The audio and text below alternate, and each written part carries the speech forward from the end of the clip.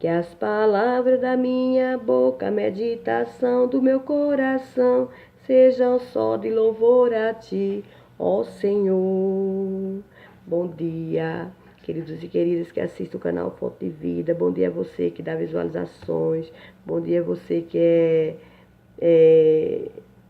inscrito no canal, você que deixa aí fixado os comentários, que acompanha, né? Nos acompanha. Né? Que Deus venha continuar abençoando suas vidas e dando aquilo que é necessário, né, para a sobrevivência de cada um. E que Deus venha nos ajudar, nos concedendo um dia abençoado, na santa e gloriosa paz do Senhor Jesus. E quero dizer a vocês, gente, que às vezes que eu entro aqui para fazer esse vídeo cantando louvores ao Senhor, quero dizer que não é só no vídeo, não. A minha vida não é só no vídeo. A minha vida eu sou uma pessoa que eu dou glória a Jesus, porque o Senhor tem me dado força para caminhar e louvar o nome do Senhor. Difícil é o dia que eu amanheço sem cantar para Jesus, né? Que o louvor é a expressão da alma que sente salvação. Eu dou glória a Jesus porque o Senhor tem me feito sentir essa tão grande salvação, né? Dada de graça por Jesus. E todos quanto recebem salvação têm essa alegria de louvar o nome do Senhor. Pode ser em tempo de guerra, em tempo de paz, né? Isso, o crente, a vida do crente é essa, tribulações, mas vem a paz, vem a alegria, vem o conforto do Espírito Santo e a gente vai caminhando e recebendo cada dia mais de Deus. Estamos na terceira aula da paganização do cristianismo e vamos aqui ler aqui o versículo da semana, Romanos 12:12, que diz assim: alegrai-vos na esperança, sede paciente na tribulação e perseverai na oração. Então são três qualidades que o crente ele deve ter na vida para servir ao Senhor com alegria. A perseverança, a paciência para suportar as tribulações e a perseverança na oração, né? Que Deus nos ajude, que Deus nos abençoe. E vamos para mais um vídeo da aula paganização da igreja. E, gente, eu nem sei onde foi que eu parei ontem. Enrolado aqui foi aqui. E a paganização começou com a falsa conversão de pagãos ao cristianismo. Aliás, não foi aqui não, gente. Porém, o cristianismo acabou sofrendo um processo terrível de paganização, depois que foi proclamado como a religião oficial do Império Romano. Se o diabo não conseguiu destruir o cristianismo por meio das perseguições, a sua nova estratégia foi enfraquecê-lo espiritualmente, por meio da ligação entre igreja e Estado.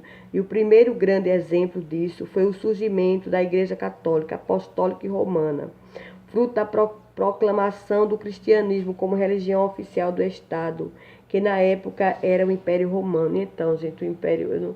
Eu perpeti algumas orientações ao meu esposo e começou assim esse grupo de católicos com o apóstolo romano, entre homens e mulheres ricos que se uniram foram ao rei, né, e sendo influenciados pelos os apóstolos, mas eles foram influenciados de outra maneira, entenderam o evangelho de outra maneira e seguiram o caminho que não é da vontade de Deus. E deu um trabalho à igreja, como até hoje dá trabalho. E ali eles prometeram ali ao rei que tomaria as nações vizinhas para ele e o povo e a religião oficial ia ser essa. O povo teria que adorar tanto ao rei como a eles.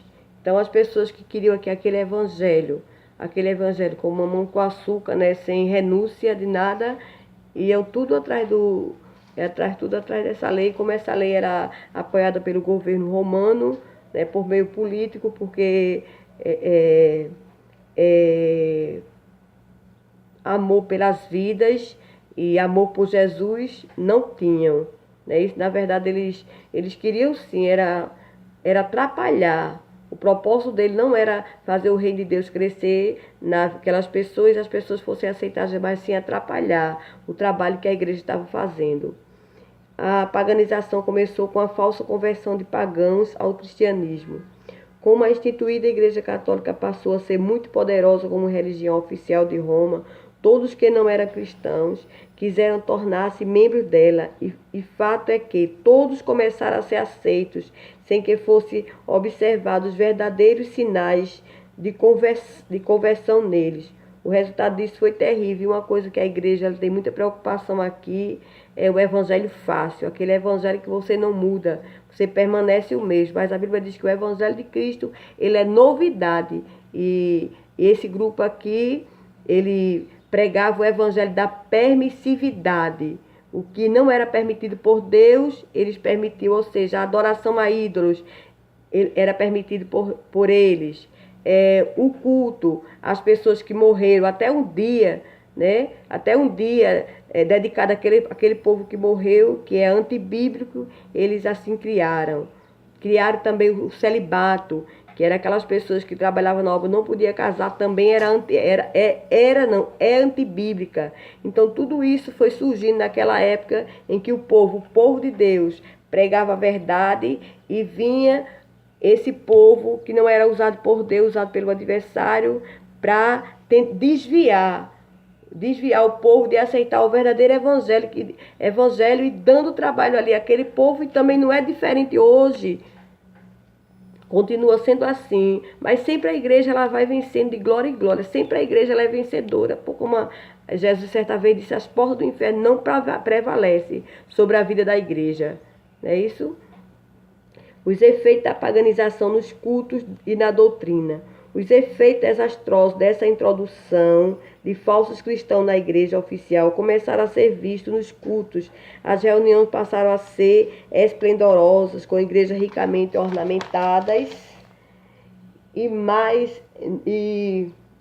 ricamente ornamentadas, estou um pouco perdida, gente, ornamentadas, mas eram espiritualmente frias. Faltava sinceridade e fervor na adoração. Em seguida, a igreja oficial passou a introduzir em seus cultos cerimônias e costumes próprios do paganismo. Antigas festas pagãs passaram a ser celebradas na igreja oficial, mudando apenas o nome, por exemplo. No ano 405 d.C., os ídolos próprios do paganismo começaram a entrar nas igrejas. A Igreja Católica Romana instituiu o uso de imagens de santos e mártires do passado nos tempos para serem reverenciados, isto é, adorados. Os pagãos convertidos ao cristianismo adoraram a ideia. A adoração a Maria, mãe de Jesus, foi instituída para substituir a adoração às deusas pagãs, Vênus e a deusa Diana. Os pagãos sentiram-se em casa. O ancião ou pastor passou a ser chamado de sacerdote, como nos cultos pagãos. Ele tornou-se um mediador entre o povo e Deus, enquanto a Bíblia ensina que o ministro de Deus é apenas um instrumento dele para orientar o seu povo, e que o único mediador entre Deus e o homem é Cristo. Todos nós temos livre acesso a Deus por Jesus Cristo. Então, eles começaram a distorcer. Então, tudo que os apóstolos ensinavam, ele começou agora, vinha alguém atrás tentando desmanchar, tentando desfazer do verdadeiro evangelho. Começaram a instituir ali a adoração a Maria, que a gente respeita muito Maria porque foi uma mulher escolhida por Deus, mas que em nenhum momento a Bíblia fala que devemos adorar, porque ela não morreu por ninguém. Quem morreu foi Jesus na cruz do Calvário. Ele, como a gente viu aqui, ele é um intercessor por nós junto a Deus. É ele quem vai apresentar a Jesus uma igreja santa e gloriosa. É Jesus. Quando está escrito em João 14, versículo 6, que ele diz... E dizia para os discípulos, todos quanto ali queria escutar: eu sou o caminho, a verdade e a vida. E ninguém vem ao Pai a não ser por mim. Outras doutrinas falsas e pagãs foram criadas nesse período, como purgatório, o culto aos mortos com o dia de finados, o celibato obrigatório, a história da virgindade perpétua de Maria, que não tem base bíblica alguma. Então, essa foi o estudo de hoje. Que Deus nos abençoe. Amanhã continuaremos dando essa aula e seria a última aula do estudo da paganização da igreja.